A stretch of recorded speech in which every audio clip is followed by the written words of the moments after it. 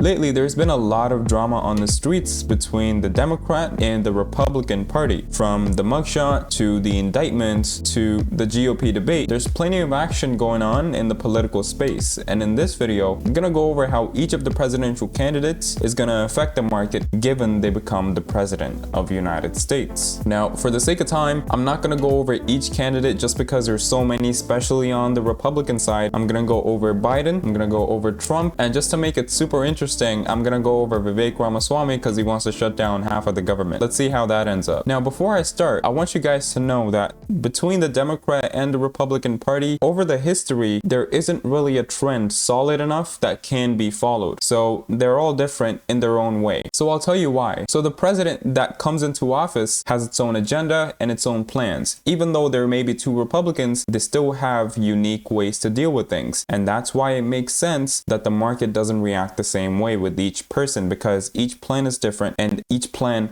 reflects on the market a different way. So we're going to study that as well. Another very important thing that I want you guys to know is that markets really don't like uncertainty. Even if it may be a bad news, the market rather know the bad news than have it be uncertain. Unfortunately for the market, the 2024 election is shaping up to be very uncertain because both Biden and Trump are running shoulder to shoulder on the polls. We really don't know which way this can lead. Now, I'm going to jump the chase. Let's talk about how Biden, if he gets reelected, how it's going to affect the market. Now, in order to look at that, let's look at Obama and Romney in 2012. Why am I picking that? Because Obama was running for re-election and Biden is running for re-election. They're both running for re-election and they're both Democrats. Let's see how that ended up. So as you can see, there was volatility before the election. However, the economy had a positive move up because the re-election of Obama means the same policies still remain in effect. Markets don't like uncertainties and they don't like things that change. They rather have the things stay the same. Let's move to our former president Trump now. Given that he gets elected for the 2024 term, let's see how that's going to affect the market. Last time he won was November 8th of 2016 against Hillary.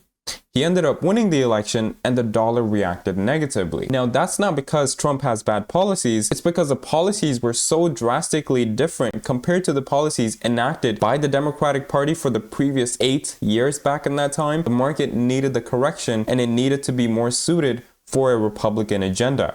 Now, you may be thinking, what makes the Democratic and Republican Party so different? Why are their agendas so different? Although they want America to thrive, they want America to do good economically. I'll tell you how they differ. The first one being Republicans are very, very nationalistic. So they believe in made in America. They believe in stronger borders and they believe in defending the homeland, taking care of the homeland before extending outwards. Democrats are complete opposites of that. So they're globalists, which means they're fine with China making everything they use. They're fine with lending money to other countries. And, most of all, they believe in maximizing imports and exports. Now, I'm not here to tell you which agenda works better. In fact, my humble opinion really does not matter. Let's move to Vivek Ramaswamy. So Ramaswamy has made a lot of comments shutting down the deep state. That include the FBI. That include the Department of Education and the Nuclear Regulatory Commission. That by itself is enough to shake up the entire economy, whether that be the dollar, whether that be the equities market, and whether that be currencies in other countries. But what I want to focus on now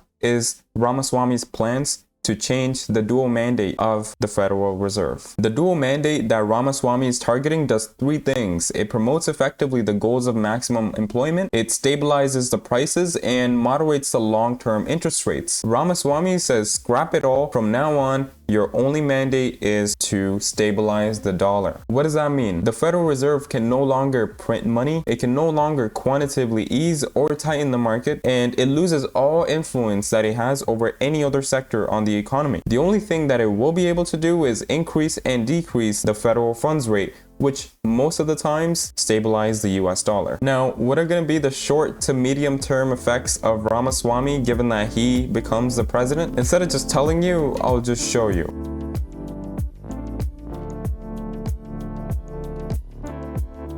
So, if you enjoyed the video, don't forget to like and subscribe. I'll see you guys on the next video.